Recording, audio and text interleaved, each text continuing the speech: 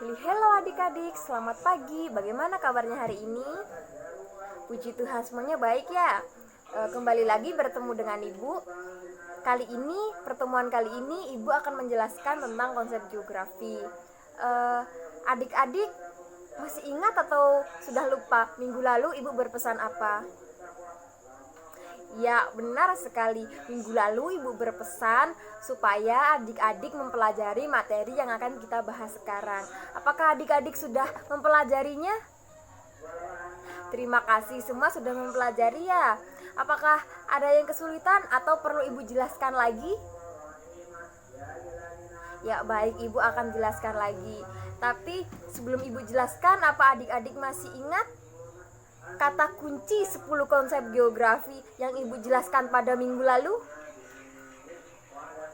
Ya, benar sekali. Kata kuncinya adalah Apollo lagi dikejar guru. Baik, dari kata Apollo lagi dikejar guru, kata kunci pertama ada kata kunci A. Kata kunci A digunakan untuk konsep geografi aglomerasi. Apa sih aglomerasi itu? Aglomerasi itu adalah adanya suatu fenomena mengelompok yang menjadikan suatu bentuk atau struktur. Contohnya itu seperti di perkotaan. Perkotaan itu sebagai pemusat penduduk, status sosial ekonomi, kawasan menengah atas, dan kawasan elit seperti itu. Kata kunci selanjutnya adalah kata kunci po. Kata kunci po digunakan untuk konsep geografi pola. Pola merupakan bentuk, struktur, dan persebaran fenomena permukaan bumi, baik gejala alam maupun gejala sosial. Contohnya itu seperti permukiman di perkotaan atau pusat kota seperti di Jakarta itu dibangun secara berhimpit-himpitan seperti itu. Selanjutnya kata kunci lo. Kata kunci lo digunakan untuk konsep geografi lokasi. Konsep lokasi sendiri ada dua. Yang pertama lokasi absolut dan yang kedua ada lokasi relatif.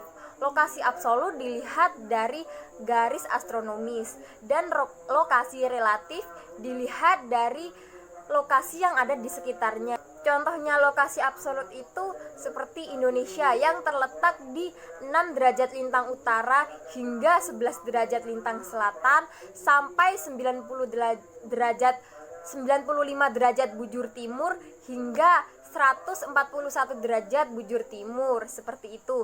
Lalu yang lokasi relatif itu seperti Indonesia yang terletak di antara dua benua dan dua samudra.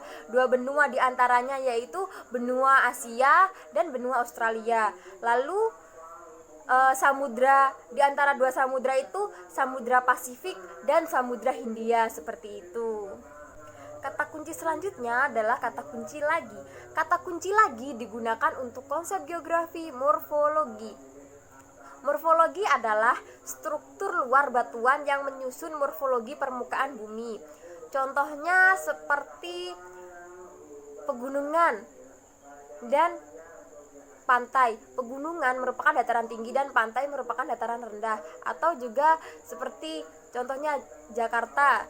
Jakarta itu terletak di dataran rendah dan Bandung itu merupakan atau terletak di dataran tinggi seperti itu. Kata kunci selanjutnya adalah kata kunci D.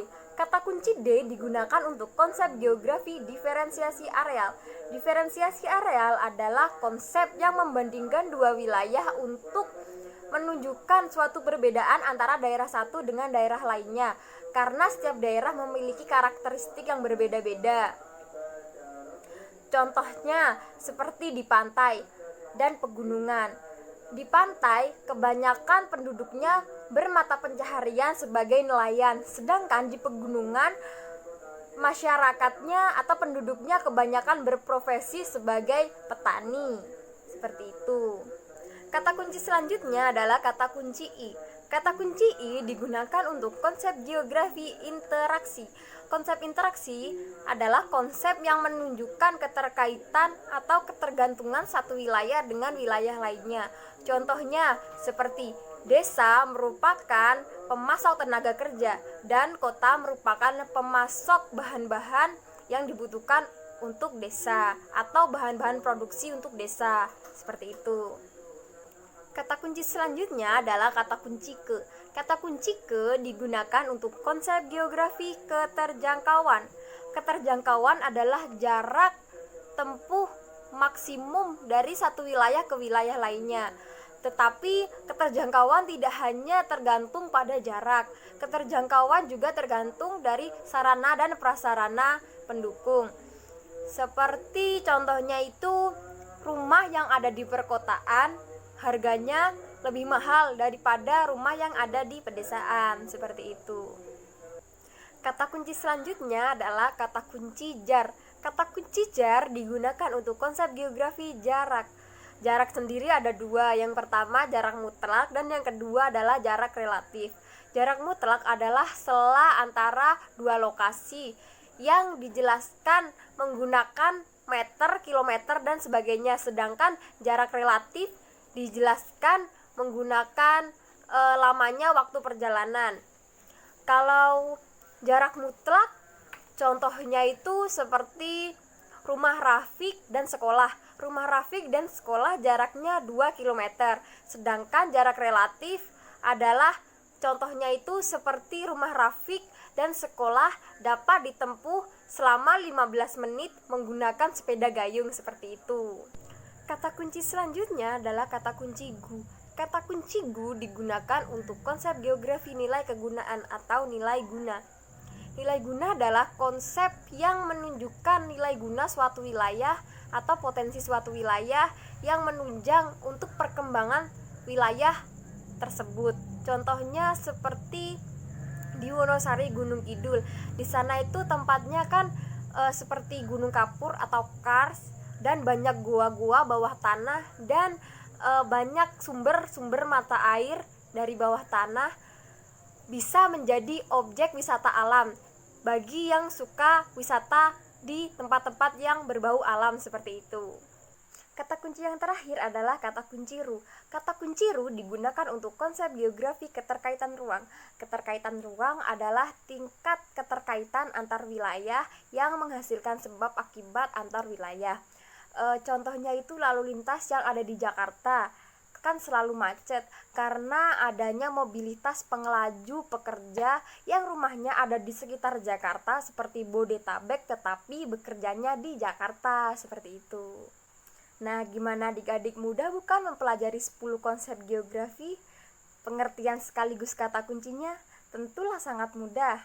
Baiklah, karena pertemuan kali ini materinya sudah habis, Ibu berpesan agar anak-anak mempelajari materi selanjutnya.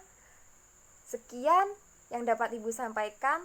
Terima kasih dan sampai jumpa pertemuan selanjutnya. Dadah!